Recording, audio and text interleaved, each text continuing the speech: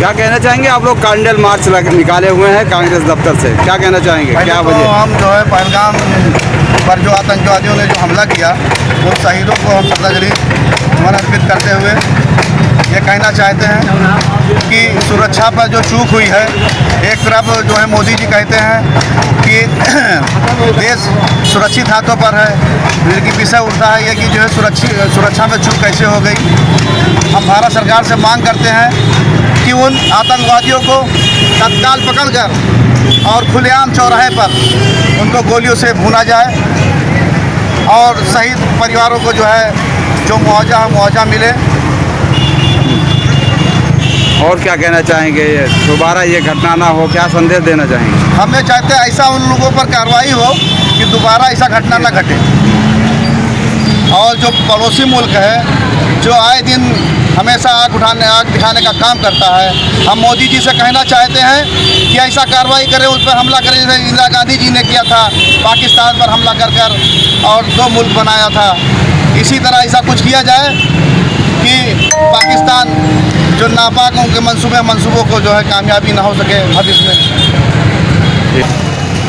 सगीर भाई क्या कहना चाहेंगे? कैंडल मार्च शांतिपूर्ण निकाला गया है, वीर अब्दुल चौराहे पे आप लोग आए हैं कांग्रेस दफ्तर से, क्या कहना चाहेंगे आज? सबसे पहले तो जो हमारे हिंदुस्तान के 28 लोग शहीद हुए हैं, हम और हमारी कांग्रेस पार्टी हम सब लोग इकट्ठा होकर उनको श्रद्धांजलि अर्पित करते हैं। और दूसरी चीज़, हम अपने सरकार से, हम भारत सरकार से मांग करते हैं कि भारत सरकार उचित कदम उठाए और माकूल इसका जवाब हमें पाकिस्तान को देना चाहिए, क्योंकि आपने वादा किया था कि जो है सुरक्षित हाथों में देश है। तो अगर सुरक्षित हाथों में देश है तो किस तरीके से हमारे 140 करोड़ लोगों के ऊपर हमला है? ये 28 लोगों के ऊपर हमला नहीं है, हमारे 140 करोड़ जनता के हिंदुस्तान के ऊपर हमला किया गया है। ये कांग्रेस पार्टी किसी कीमत पे हम बर्दाश्त नहीं करेंगे, ना ही हिंदुस्तान का कोई अल्पसंख्यक बर्दाश्त करेगा, ना ही हिंदुस्तान का मुसलमान बर्दाश्त करेगा।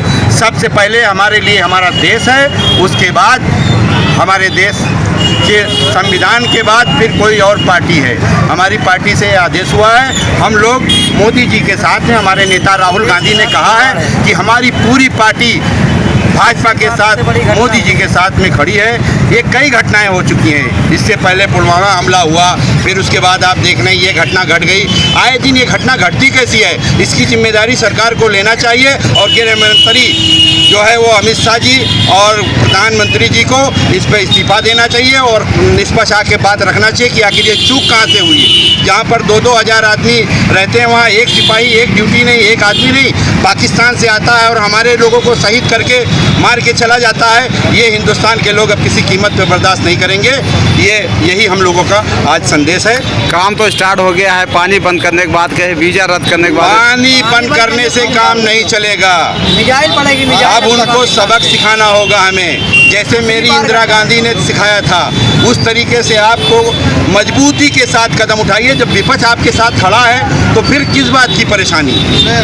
विपक्ष भी यही चाह रहा है, सारे विपक्ष के लोग चाहते हैं कि इसका बदला लिया जाए और हम लोग हर तरह से उनके सरकार के साथ खड़े हैं। हमारी पार्टी और राहुल गांधी जी ने कहा है, आश्वासन दिया है। आज हमारे राहुल गांधी वहाँ गए थे, पीड़ितों से मुलाकात भी किया हमारे नेता राहुल गांधी ने, लेकिन मोदी जी तो अपनी रैली करने में मस्त हैं, मुस्कुराते हुए नज़र आ रहे हैं। बिहार में ये 140 करोड़ जनता ने देखा है, जिसका परिवार चला गया है, जिसका भाई चला गया है, आप उसके दिल से पूछो क्या बीती होगी।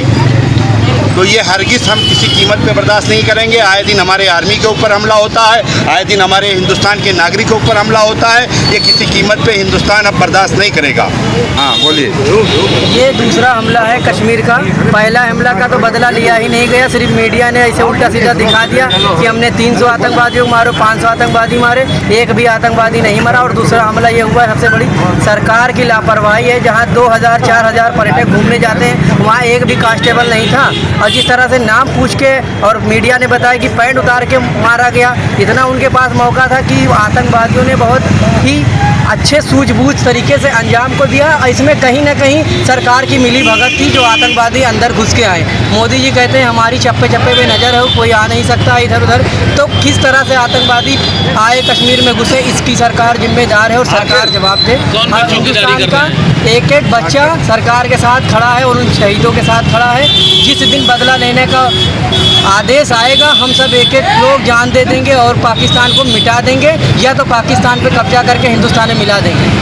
सबसे पहले तो मैं वहाँ पे जो लोग शहीद हुए हैं, जो लोग मारे गए हैं, मैं उनकी शांति के लिए हम सब लोग दुआ करते हैं।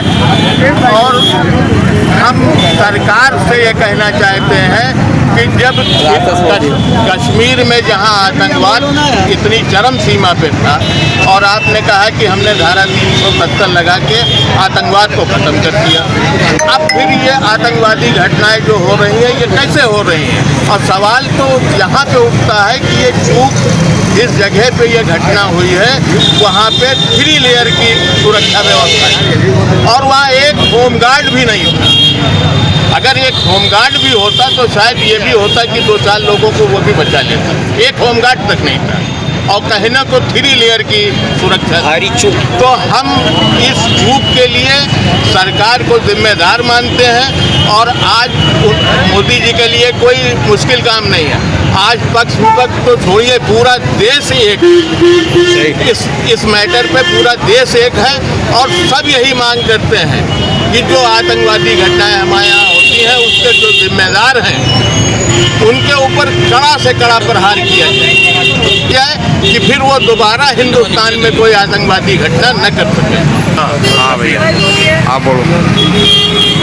आज क्या है, कैंडल मार्च निकाला गया है, पहलगाम पे हमला किया गया है आतंकवादियों द्वारा और कायराना हरकत की गई है, इस पर क्या कहना है? सबसे पहले तो हम तमाम शहीदों को, तमाम नौजवान जवान जो शहीद हुए उनको समस्त देशवासियों की तरफ से, गोंडावासियों की तरफ से श्रद्धांजलि देते हैं।